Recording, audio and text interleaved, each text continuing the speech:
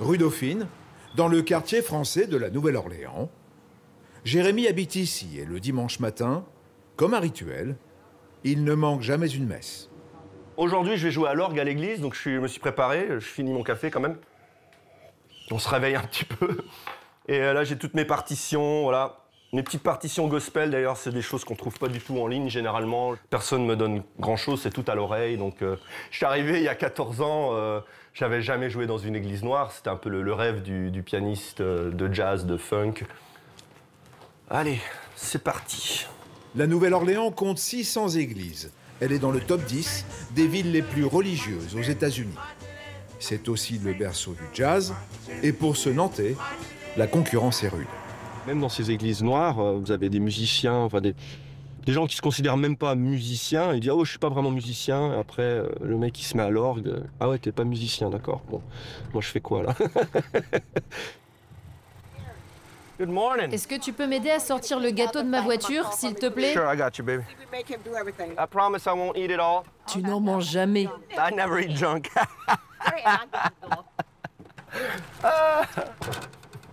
Sometimes I do. Good morning.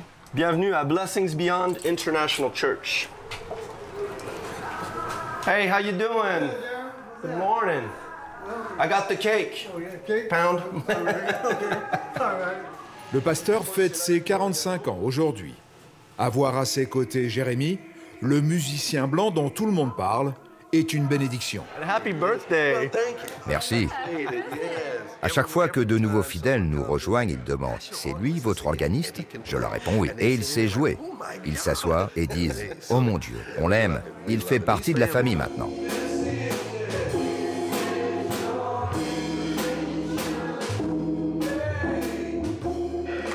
Je me réveille tous les matins. Je pose les pieds par terre et je me dis « C'est le jour que le Seigneur a choisi pour moi. » Je me réjouis et je suis dans l'allégresse.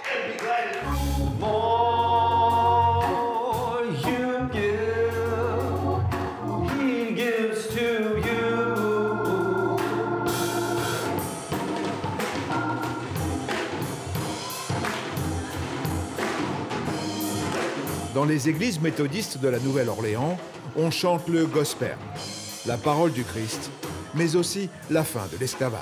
Dans la communauté noire, le soutien mutuel est très très important en fait. Quand on comprend l'histoire, la pénibilité de l'histoire, on peut comprendre que l'Église, le rassemblement, l'union fait la force. Ça a d'autant plus d'ampleur ici. La Louisiane, 31e État des États-Unis, un ancien bout de France en Amérique. Au sud, la Nouvelle-Orléans, à 8000 km de Paris. Nola, Big Easy, elle collectionne les surnoms et le millier de Français qui s'y est installé s'accordent sur un point.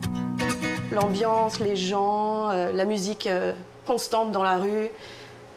J'ai vraiment senti que c'était là que j'avais envie de faire ma vie.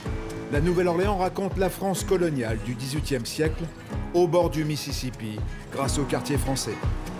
Le Vieux Carré, son autre nom, accueille 18 millions de touristes chaque année, attirés par son architecture baroque, son tramway, la musique, le mystère vaudou et bien entendu, le carnaval de Mardi Gras. Moi, je dis que la Nouvelle-Orléans, c'est comme un aimant. Parce qu'en fait, c'est une ville qui est très attachante. D'abord, il y a énormément d'histoire. Alors, pour une Française, moi, je pense que c'est important. La ville fut une plaque tournante de l'esclavage. Ce sombre héritage est partout revendiqué par une population à majorité afro-américaine et ses orchestres, les secondes lignes, célébrant l'abolition.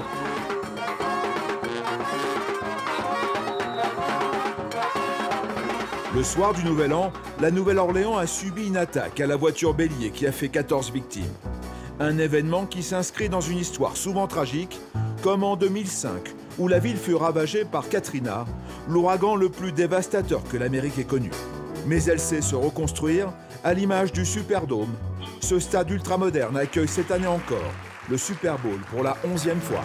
Avoir un élément phare comme le Super Bowl qui vient à la Nouvelle-Orléans, c'est un coup de projecteur énorme pour la ville. Longtemps interdit, le français renaît lui aussi grâce aux écoles bilingues. Là, vous avez mis les pieds dans un des hubs de la communauté française et francophone de la Nouvelle-Orléans. Les Français, justement, conscient d'une culture à préserver, elle aussi, brille dans le tourisme, Tu viens pas dans les bayous quand t'es en Louisiane, c'est quand même, t'as raté la Louisiane. Hein. la restauration ou encore l'immobilier. Le prix moyen d'une maison à la Nouvelle-Orléans, c'est à peu près 450 000. Immersion chez ses compatriotes qui ont choisi la Nouvelle-Orléans. 8h15, ouverture des portes de l'école élémentaire au Dubon.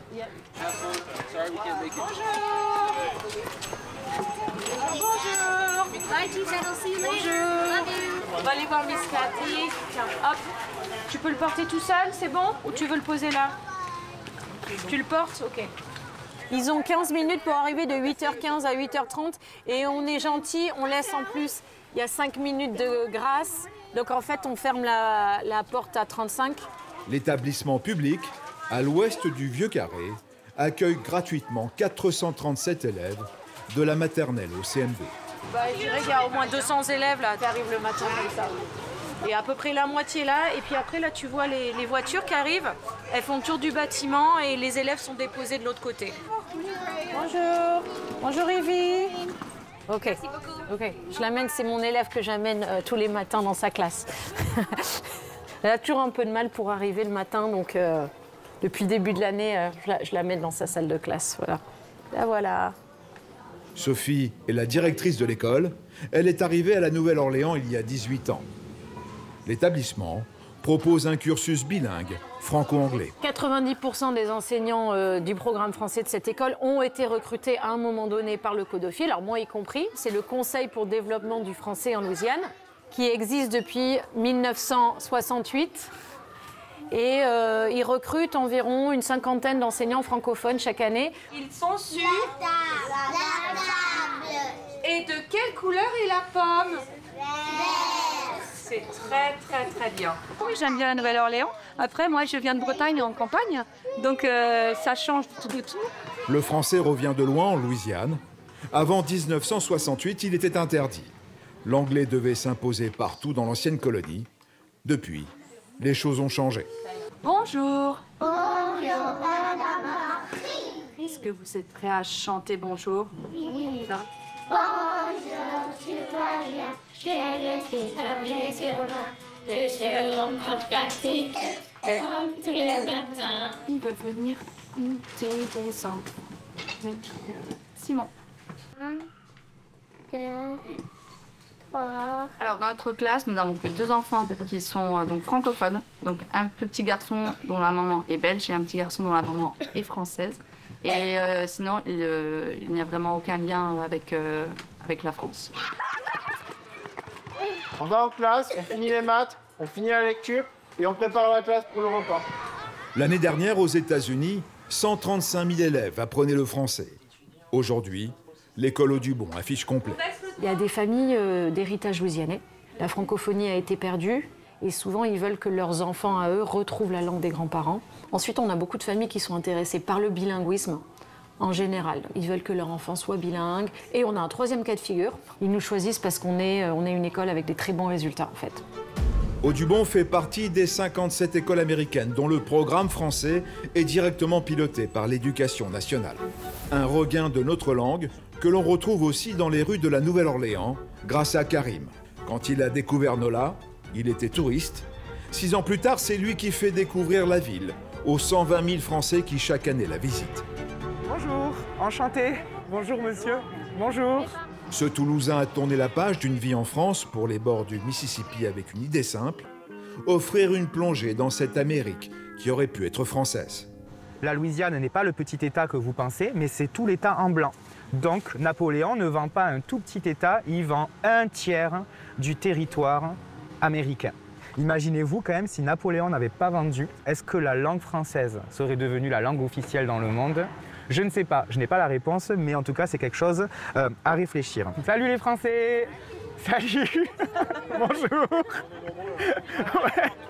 Si Nola respire la France, c'est grâce à une figure héroïque du 19e siècle, la baronne de Pontalba. Elle veut ramener au cœur du quartier français sa France à elle. Voici sa réplique à elle, sous les bâtiments que vous voyez, de sa rue Rivoli. Okay. Elle ramène aussi avec elle, vous voyez en hauteur, les toits haussmanniennes. Et elle va ramener plus que de l'architecture, elle veut ramener un style de vie à l'européenne. Donc qu'est-ce qu'elle ramène? Sa place préférée de Paris. Vous êtes en fait ici, dans une réplique louisianaise de la place des Vosges. Il s'agit du square Jackson, ceinturé de grilles à fleurs de lys, sa fontaine, ses lampadaires parisiens et sa statue. Ce n'est pas Louis XIII, mais Andrew Jackson, 7e président des États-Unis. On ne peut pas faire une visite de la Nouvelle-Orléans sans parler de Katrina. Katrina, c'est un ouragan qui a frappé la Nouvelle-Orléans en 2005. 80% de la ville est comme sur cette photo. 1833 morts pour l'ouragan le plus meurtrier de l'histoire des USA. 13 milliards pour reconstruire la ville. Seul le quartier français situé au-dessus du niveau de la mer fut épargné. Katrina va cristalliser et illustrer des problèmes sociaux, d'accord, mais va aussi expliquer pourquoi on est toujours dans cette envie de célébrer, pourquoi on est toujours dans la joie, parce qu'on ne sait pas ce que demain sera fait. C'est d'autant plus vrai depuis l'attaque qui a frappé Bourbon Street. Mais les touristes sont revenus. Ils peuvent à nouveau admirer les immeubles emblématiques du quartier français. Messieurs, dames, levez la tête, bienvenue à Paris. Baissez les yeux, bienvenue en Espagne. Ok? Et baissez encore les yeux, vous voyez ces formes arrondies. Bienvenue au Maghreb. Ils étaient habités par les colons au XVIIIe siècle. L'économie de la Louisiane française reposait sur les plantations de coton et de canne à sucre, avec pour corollaire l'esclavage. Là, on est dans le exchange, market, slavery. On est en fait à l'intérieur de ce qui était le marché des esclaves. Pour décrire la vie quotidienne d'un couple de planteurs, Karim utilise la technique du jeu de rôle. Toi, tu as compris que l'épicentre économique des esclaves, ça se passait ici. Donc tu vas obtenir une résidence secondaire dans le quartier français. En 1805, 36% du bâti du quartier français est détenu par les colons. Donc tu vas acheter quoi? Une esclave. Madame, allez avec votre maître, s'il vous plaît. Madame, elle est à 100% noire. D'accord? Elle est africaine complètement. Vous pouvez vous asseoir si vous voulez. L'esclave, on va peut-être. Oui, vous pouvez. Et ce monsieur, il va te violer toute ta vie. De ces viols, tu vas avoir une petite fille. Et cette fille, c'est la tienne. Elle a tes yeux. D'accord? Tu la reverras plus jamais. À 17 ans, elle t'est vendue à qui? Elle t'est vendue, elle est vendue à une Ursuline.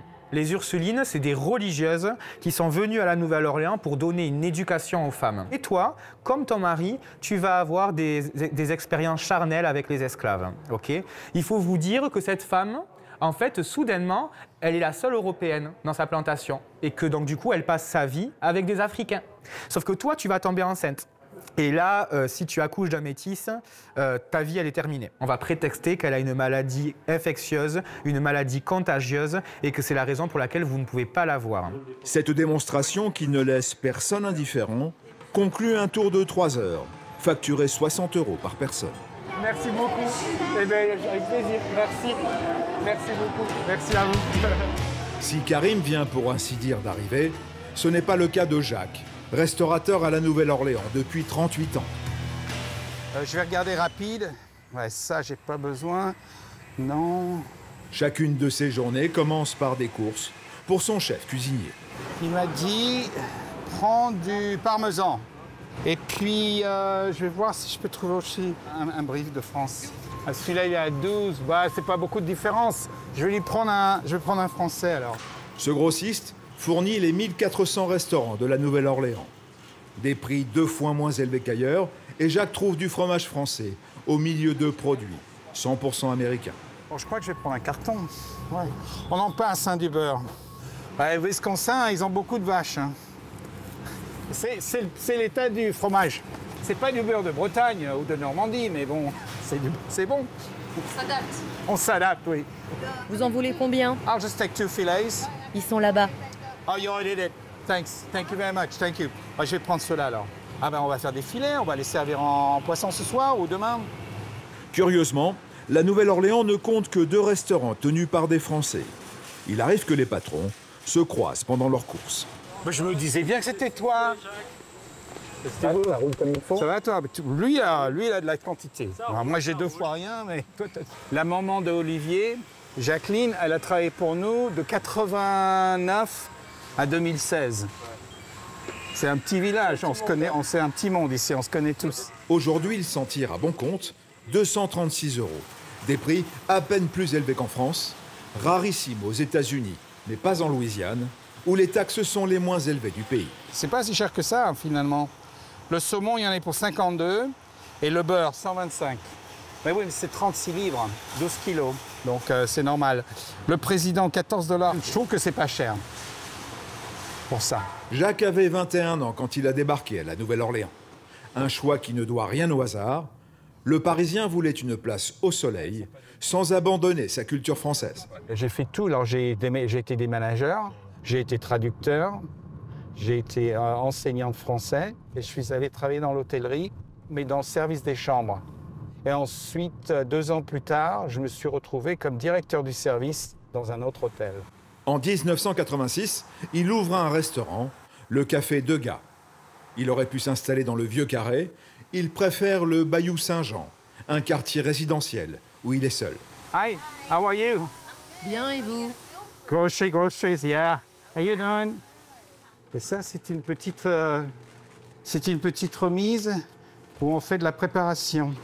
Après le premier restaurant, il s'est étendu au point d'occuper tout un coin de rue. Ça, c'est l'original. Et puis après, ça, c'est 86. Ici, là, on a acheté en 2004, donc un peu plus tard. Et puis là, c'est 2023. On vient de reprendre ça parce qu'on avait besoin d'espace. On n'a jamais assez de place. Et comme ça, j'ai quand même 40 employés qui travaillent ici. Ça fait du monde. Sa dernière acquisition, le Ponce, une boulangerie sandwicherie ouverte le midi. Do you want to make two? Son best-seller, le sandwich façon po-boy, littéralement pauvre garçon, un monument de la cuisine de Louisiane. C'est un pain qui est, alors je crois qu'ils mettent un peu de lait dedans. C'est un pain qui est doux parce que c'est plus facile à mâcher. Une formule que Jacques a revisitée avec une baguette ou un croissant, une tranche de bacon bien épaisse, tomates et salade. Mettre du cornichon dans un sandwich à l'américaine, ça c'est complètement français. Et surtout mettre du brie, c'était du brie et du comté. C'est copieux hein, pour 9,25. Et le croissant, il coûte un peu plus cher, 1 $ de plus. Donc le croissant, c'était 10,25. Si Jacques s'est fait un nom dans la restauration, Brigitte, elle, s'est fait un nom dans l'immobilier. Elle vit dans le quartier d'affaires de la Nouvelle-Orléans, le CBD, où elle a acheté cet appartement il y a 11 ans avec Rich, son compagnon. You want to put some lime? Presque 300 mètres carrés bien placés. En 40 ans de carrière, elle a appris à repérer les bonnes affaires. Alors j'ai un grand bureau, comme vous voyez, c'est pour ça que je préfère travailler à la maison. Et de toute façon, maintenant, les agents immobiliers ne travaillent plus au bureau. Donc c'est beaucoup mieux comme ça. Et de là, on voit toutes les parades. C'est toujours la fête. Ici, on est dans le CBD. De l'autre côté de la rue, c'est le quartier français ou Vieux Carré. 1 mètre carré à la Nouvelle-Orléans coûte en moyenne 3 000 €, l'équivalent d'une ville comme Nantes. Bonjour, c'est Brigitte. Comment allez-vous? OK, very good. Everything is in place? OK, very good. Thank you so much. À bientôt. Brigitte doit vérifier l'état d'un appartement typique du Vieux Carré. Il est bordé par Canal Street, le boulevard qui marque la frontière entre la partie française et américaine de la ville. C'est un immeuble qui a été rénové par un acteur qui s'appelle John Goodman. La fleur de lis, qui est le signe de la Nouvelle-Orléans. Alors voilà, nous rentrons dans l'appartement. Et la porte? Non, on rentre directement de l'ascenseur. Il y a une porte ici qui va sur les escaliers en cas d'urgence. C'est un 3 pièces de 200 mètres carrés. Les propriétaires aimeraient le vendre rapidement. C'est une très belle affaire. Il se vend à 679. Ils ont acheté ça il y a 17 ans pour 640. Ça vaut plus, mais il n'y a pas de... Pour l'instant, il n'y a pas d'acheteur, c'est ça. Le problème, ce n'est pas le prix, c'est les acheteurs, il n'y a pas d'acheteurs. Les taux d'intérêt sont très élevés, il y a énormément de choses sur le marché. L'assurance est très élevée. L'assurance, un vrai problème. Pour 7 appartements, environ 10 000 € par an. La Louisiane est balayée par un ouragan tous les 3 ans. De quoi rebuter les acheteurs. Ils réfléchissent, mais il y en a beaucoup d'autres. S'ils vont faire une offre, ça va être une offre faible. Voilà, tout ce qu'on ne veut pas entendre dans l'immobilier. Si la vente fait triste mine, ce n'est pas le cas de la location. Avec des taux d'intérêt autour de 7% sur les emprunts, la Nouvelle-Orléans est devenue une ville de locataires. Alors maintenant, on va regarder cette petite maison, assez intéressante, qui est à louer. Hi! This is Bart. He's the agent on the property. Aux États-Unis, il faut 2 agents pour conclure une transaction. Ils se partagent une commission de 5% sur le prix de vente ou le loyer annuel. C'est un cottage créole, typique de 1860, entièrement rénové il y a 20 ans. The rental. 1950 €. Et il y a une petite salle à manger, comme vous voyez. Ça peut être le coin bureau ici. Oui, ça serait très bien pour un bureau, là. Et puis la chambre. La maison fait 130 mètres carrés, 2 chambres, 2 salles de bain, un intérieur habillé d'acajou et des vitraux dans le style colonial du quartier Marigny. Je n'aurais jamais été un agent immobilier si je n'avais pas été à la Nouvelle-Orléans avec ces vieilles maisons et qui ont tellement de charme. L'histoire, c'est vrai. Brigitte n'est pas la seule à avoir profité des prix relativement bas de Nola pour devenir propriétaire. Allez, on y va. C'est également le cas de Sophie, la directrice de l'école française. Elle a acheté il y a 6 ans cette maison de 110 mètres carrés contre 220 000 €. Le chien, c'est Buster. Elle vit avec ses 2 enfants, Cyrus et Oscar, dans le quartier de Jefferson, à 1 quart d'heure de l'école où elle travaille. On est assez proche de tout, hein, c'est assez pratique. Et puis, bon, là, c'est plutôt assez résidentiel. Donc, bon, pour les enfants, ils peuvent aller jouer dehors, ça craint pas. Il y a bien une cantine à l'école, mais Sophie préfère préparer le repas des enfants. Aux États-Unis, seule la moitié des 50 millions d'élèves mangent à la cantine. Ils mangent équilibré. Donc, c'est-à-dire, ils mangent pas. Ils vont manger un peu de viande. Ils adorent les pâtes. Ils mangent les légumes, mais bon, on reste sur une rotation un peu basique. Mince, c'est des légumes, je les ai mis où? Et là, on va leur couper des petits bouts de poulet. Et puis on mettra, je sais pas ce que j'ai. Ah si, je crois que j'ai une poire pour le dessert. Voilà, on essaye de faire un autre petit menu équilibré. Si la pause déjeuner est d'1h30 en France, aux États-Unis, elle est 3 fois plus courte. Le petit, sur son campus, il a 30 minutes. Aux États-Unis, c'est pas mal. Le grand, par contre, il a à peu près 20 minutes maximum, en fait. Saïssa, viens voir.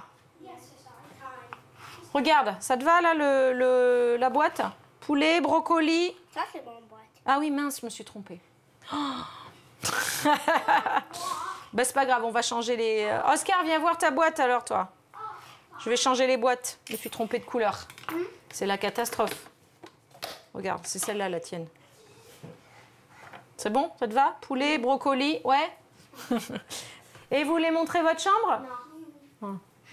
C'est vraiment pas rangé. Hein. Attends, mais tu vois, je peux même pas l'ouvrir.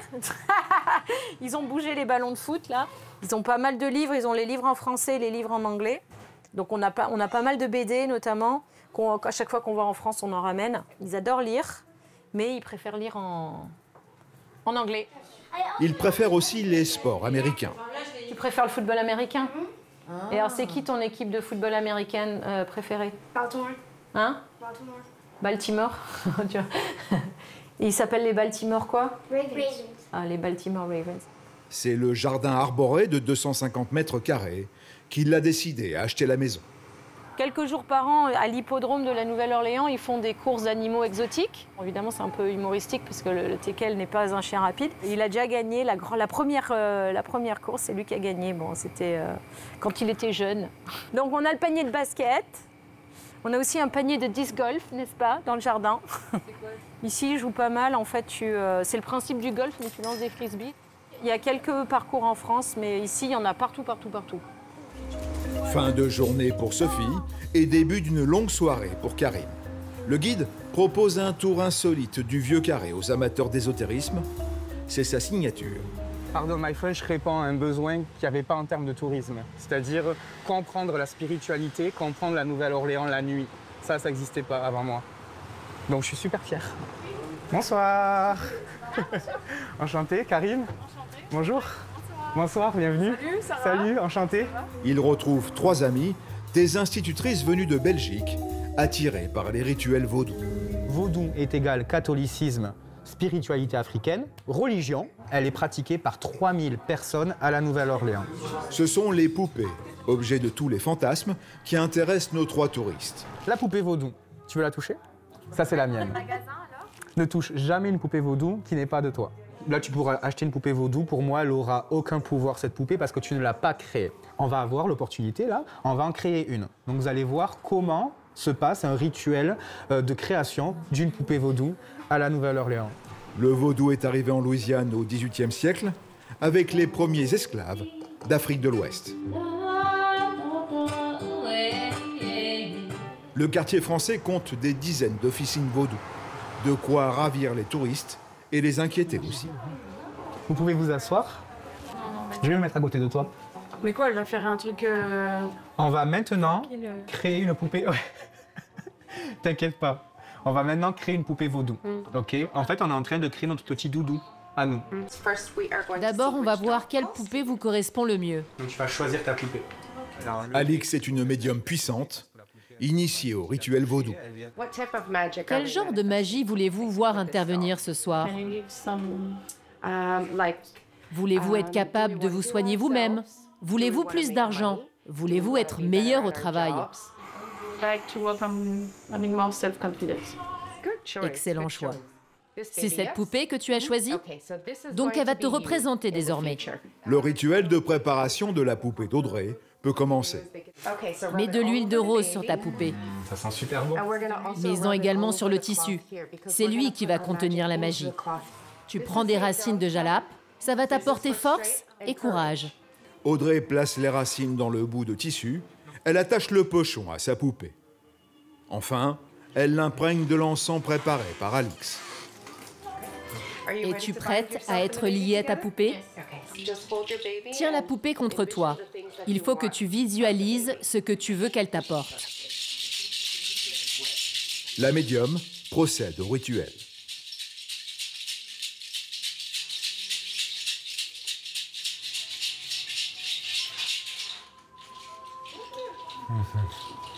Thank you.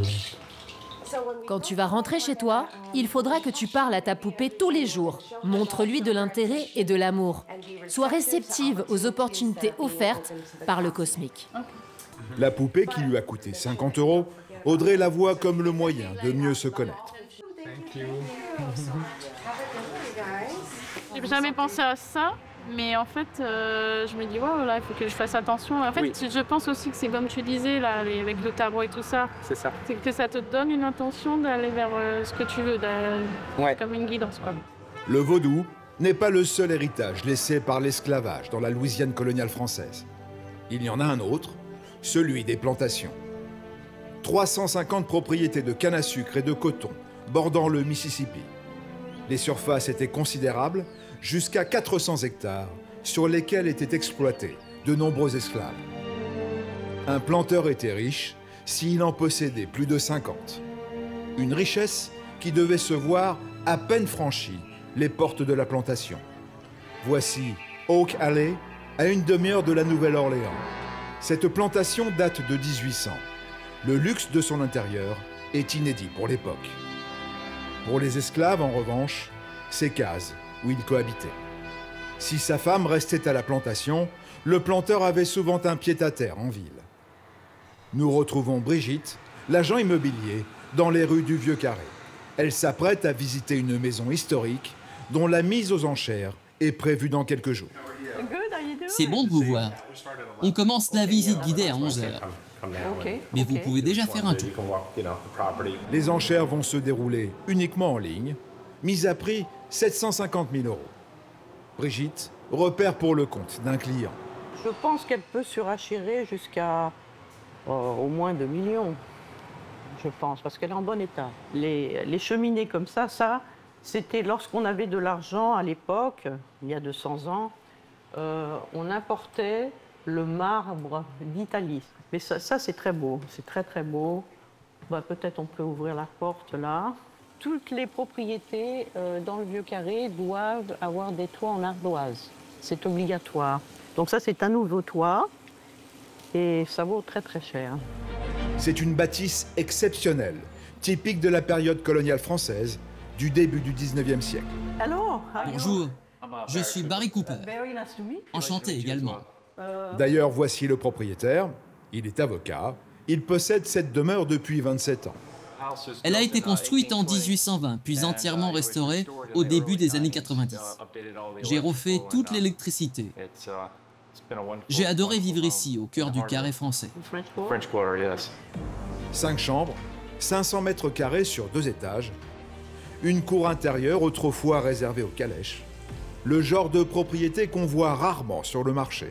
Une maison historique, très belle, les hauts plafonds, c'est vraiment, on peut vraiment faire quelque chose, quoi. Le potentiel est incroyable. Comme il n'y a pas de notaire aux États-Unis, le vendeur fournit des documents juridiques incluant le montant de la taxe d'habitation. Tous les ans, le propriétaire a payé 15 784 $ de taxes, de propriété taxe, beaucoup plus cher qu'en France. Oh hi, how are you? Good. La propriété attire d'autres agents. Brigitte les connaît tous. Le vendeur a dépensé beaucoup d'argent en travaux ici, plus de 600 000 €. Wow. Et le prix d'appel est canon. It's a great location. C'est vrai. Même pas besoin de voiture. Thank you, Michael. Alors, ça t'a plu? No, I love the property. I mean, I'm going to see if I think this it's amazing. Bonne chance. Okay. Bye. La propriété a trouvé preneur pour 1 600 000 €. Le lendemain, nous retrouvons Jacques. Il met une dernière touche à une nature morte. Si restaurateur est son métier, peindre est sa passion. Je mets le fond d'abord et ensuite, derrière, je vais mettre la couleur. Et ça, c'est bon, c'est la première que j'ai commencé, mais j'en ai une dizaine à faire. Il n'est pas de ces peintres du dimanche, mais plutôt de ceux qui ont assez de talent pour en vivre. Puis c'est mieux chez quelqu'un que dans ma penderie. Moi, c'est mieux chez les autres, c'est qu'elle soit vue par d'autres. Jacques a transformé son garage en atelier. Il vit avec sa femme rencontrée à la Nouvelle-Orléans. Ils ont acheté cette maison de 250 mètres carrés, 68 000 € en 1991. Angèle prépare des confitures. Et ça, c'est des cranberries. Avec quoi d'autre? Ouh, satsuma. Grand Marnier. Oh, un petit coup de Grand Marnier avec. Au revoir. Avant de rejoindre son restaurant, petit détour par une galerie qui vend ses toiles. Jacques emprunte l'avenue Napoléon. En 1802, Bonaparte est encore premier consul, propriétaire de la Nouvelle-Orléans et du fleuve Mississippi. Il y a pas mal de rues qui sont en référence. Marengo, Magenta, Iéna, il y a des noms de batailles de Napoléon. Hi, you're doing good? Bien, et vous? So this is it. C'est ta magnifique peinture? Yeah, this is the one. La taille est parfaite. I'll just put it right here. C'est la commande d'un industriel, inventeur du décortiqueur de crevettes. La Louisiane est un des premiers producteurs de crevettes blanches. Tout ce qui est les fruits de mer, en Louisiane, on aime bien manger ça sur du papier journal. Donc j'y ai inclus le journal local, le Times-Picayune. Le travail de Jacques me rappelle Manet. Il a ce côté soucieux du réel, mais l'aspect reste celui d'une peinture. Une toile se vend entre 1 000 et 2 500 €. La moitié revient à l'artiste. J'en ai plus beaucoup des pièces. Hein. Il y en a beaucoup qui sont partis. Il va falloir s'en remettre à la porte. Constamment, j'arrête pas. J'arrête pas. C'est toujours un plaisir de te voir. Good to see you. I'll work on it, OK? Au revoir. Le premier métier de Jacques reste la restauration. Non seulement il possède une boulangerie, mais le restaurant qui lui fait face, le Café Degas. Le restaurant était construit autour de cet arbre. Cet arbre, il a à peu près une 60aine d'années, grosso modo. Et alors, il grandit tous les ans. Hein. Et alors, à chaque fois, il faut agrandir le trou autour pour lui donner un peu plus de place. Une salle de 70 couverts dans une déco guinguette qui rappelle les bords de Marne. Mais ce qui le préoccupe cet après-midi, c'est le nouveau dessert de son pâtissier, un millefeuille aux fruits rouges. C'est magnifique, hein. On n'a pas encore goûté, je prends des photos. Ouais, simple, c'est beau. Et ça paye fort, hein. Ok. Mais tu crois pas que c'est un peu copieux? Reste la dégustation. Le patron partage le dessert avec son associé et Sébastien, son fils. Fab, you gotta try. It's copious, but they will do a smaller one for us. Bonne figure, bonne tête, mais ça goûte bien. Le résultat, je trouve que ça va être un succès. Quand on m'en a parlé la semaine dernière, j'étais un peu inquiet. Et puis bon, maintenant ça va mieux. À la nuit tombée, le café de gars s'anime. En cuisine, les incontournables moules à la crème, carré d'agneau, magret de canard ou encore soupe à l'oignon. Le tout préparé à la commande. Yes, I see you. For 4 of you. C'est bon? We go? We all go? OK, have a nice dinner. Oh, thank you. Ce bistrot du coin de la rue attire d'abord des habitués. Je reviens chaque semaine, parfois plusieurs fois. J'aime tellement cet endroit, je ne m'en lasse pas. J'ai pris du boudin noir, j'adore ça. Faut que tu le mettes sur la carte. Et moi, la soupe à l'oignon. Merveilleux. Le café de gars affiche complet depuis 39 ans, sans doute parce que Jacques est resté fidèle à une tradition culinaire française. On veut rester bien dans notre niche. En fait, c'est une niche. Les fruits de mer, bistrot, le steak frites, c'est resté un petit peu café du quartier de Paris, quoi. Petit café de quartier, quoi. Si le café de gars est un incontournable de la Nouvelle-Orléans, il en existe un autre, à 40 minutes de voiture au nord-est du quartier français. Une réserve naturelle, intimement liée à l'histoire de la ville, le Bayou. T'es prête à découvrir le Bayou? C'est beau aujourd'hui, là, on est bien. Comment ça va? Good, and you? We're all here. Vous êtes prêts? Yeah. Yes. Cette fois, Karim n'est pas seul. Mélanie, son associée, l'accompagne à la découverte d'une nouvelle excursion.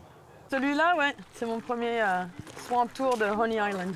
Il y en a beaucoup ici, hein. Souvent des familles de Cajuns qui font leur business comme ça, et c'est souvent le père, le frère, la mère, le cousin qui sont les capitaines, donc c'est super sympa de... Voilà, en plus de donner de l'argent aux gens qui sont d'ici, quoi. Hey, I'm Melanie. Melanie? Yeah, nice to meet you. Le Bayou, un marais dont la surface correspond à celle du delta du Mississippi, 400 km de large. Habité par les Cajuns, les descendants des premiers colons français. Donc cette sensation de liberté, Ouais. hein? C'est fou, hein? Ah ouais. De ce côté, c'est habité. Des maisons et des campings, le long de la rivière. De l'autre côté, ça appartient majoritairement à l'État. C'est le marais de l'île aux Miel. Chris, le capitaine, a la réputation d'offrir un tour sur mesure, loin des pièges à touristes. C'est ce que sont venus chercher Mélanie et Karim pour leurs clients. People live here, right? Ce sont principalement des résidences secondaires. Les gens viennent surtout le week-end. On ne peut venir qu'en bateau. Ça complique le trajet pour aller travailler. Avoir un village comme celui-là encore en vie, tu vas pas en voir beaucoup. C'est ce qui pour moi fait la plus-value de ce tour. Sur la rivière, on fait de la bouée, du ski nautique, du wakeboard et on se baigne aussi. Absolument. Pourquoi est-ce qu'on se baignerait pas? Ça fait bizarre parce qu'il y a des alligators qui passent quand même. C'est comme ça, c'est leur façon de vivre à eux en fait. Les alligators, ce n'est pas ce qui manque. L'espèce est protégée. On en compte environ 2 millions dans le Bayou. Là, on arrive dans quelque chose d'étroit. Et là, pour le coup, il faut même faire attention. Des fois, moi, j'ai déjà vu des serpents tomber sur la bâche, par exemple, tu vois. Du serpent à tête cuivrée en passant par le crottal, il en existe 15 espèces, toutes venimeuses. Heureusement, on croise aussi des ratons laveurs, moins hostiles. Moi, cet animal, j'en avais jamais vu à part dans Pocahontas. Et pour moi, c'est devenu l'animal officiel de ma Louisiane. Plus que l'alligator. Ah ouais, complètement plus que les oiseaux, etc. Pour moi, c'est ça. Ah, c'est fou le regard qu'ils ont. They can climb on trees? Ah oui. Oh oui. Ils vivent dans les arbres, ils s'installent dans les troncs et ils s'allongent sur les branches. Yes. Le Bayou, c'est aussi une fleur emblématique dont le cyprès chauve, aux branches duquel pend la fameuse mousse espagnole. Et vous voyez aussi certains de ce qu'ils appellent leurs genoux. Donc c'est en fait ça s'étend. S'il n'y avait pas d'eau, on verrait tous les genoux en fait autour des arbres et ils respirent aussi avec ça. C'est papi, c'est maman. Pour aller chercher ma fortune. Un arbre en particulier attire le visiteur. Tu le vois? Tu vois cet arbre?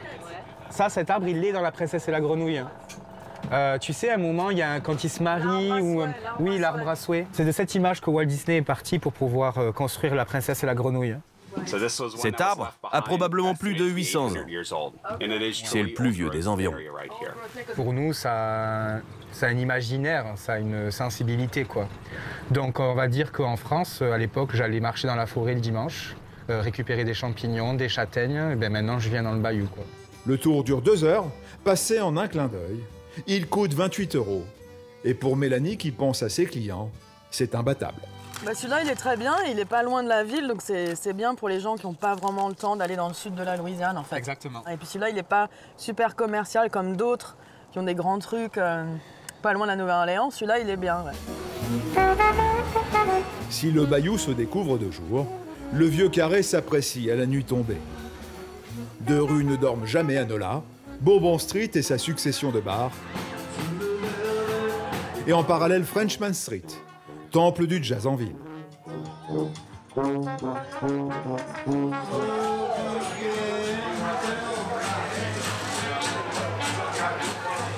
Tout est branché?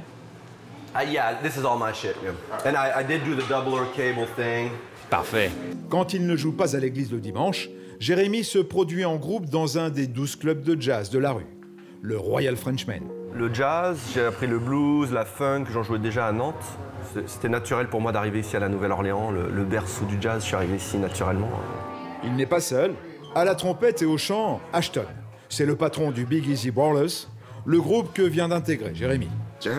Le jazz, c'est primordial. C'est la plus vieille musique qu'on a ici à la Nouvelle-Orléans. Ça vient à 100% d'ici.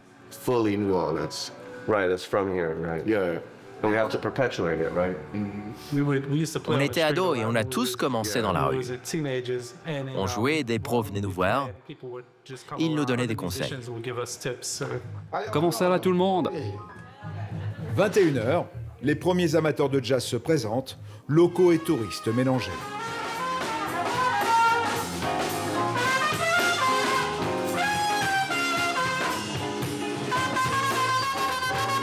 Ils apprendront que le mot jazz vient du français, du verbe jaser. C'est incroyable, ça vous prend en tripes. Et vous sentez toute l'énergie qui vous entoure. Quant à l'inventeur du jazz, il y a débat, mais les connaisseurs s'accordent sur un nom.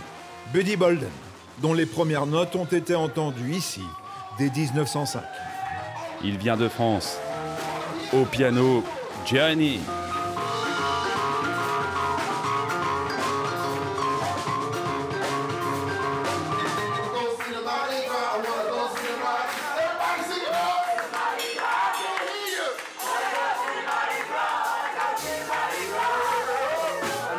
C'est ça, est-ce que vous êtes vivant? Quand on demande à la foule de réagir, en fait, on est vivant.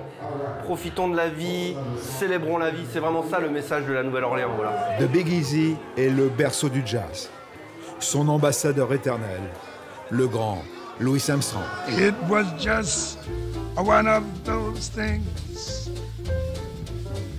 Just one of those craziest flings.